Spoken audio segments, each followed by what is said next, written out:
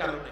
মুহতারাম হাজিরিন, এরকম দেখা যায় আমরা ইলম চর্চা আমাদের দিলে না থাকার কারণে, আমাদের সমাজে না থাকার কারণে আমাদের জন্য জান্নাতের রাস্তা আমরা মনে করি সহজ, কিন্তু এমন একটা কাণ্ড ঘটায় ফেলছি যে আমি এমন একটা বাক্য বলে ফেলছি যে আমি কাফেরও হয়ে গেছি, এমনও হয় কিনা?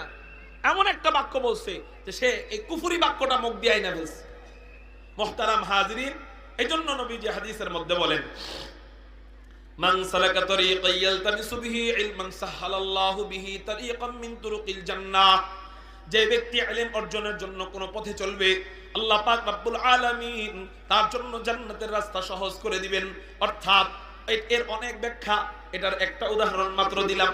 আর একটা উদাহরণ, আলেম নয় যারা, সুদ ছাড়া অনেকেই চলতে পারে না, আলহামদুলিল্লাহ আলেম হয় যারা, মাদ্রাসায় বেতন পায় 7,000 টাকা, মসজিদে বেতন পায় 8-9,000 10,000 টাকা, মাগার সুদ ছাড়া চলতে পারে, ঘুষ ছাড়া চলতে পারে, ঘরের মধ্যে টিভি নাই, টিভি ছাড়া চলতে পারে।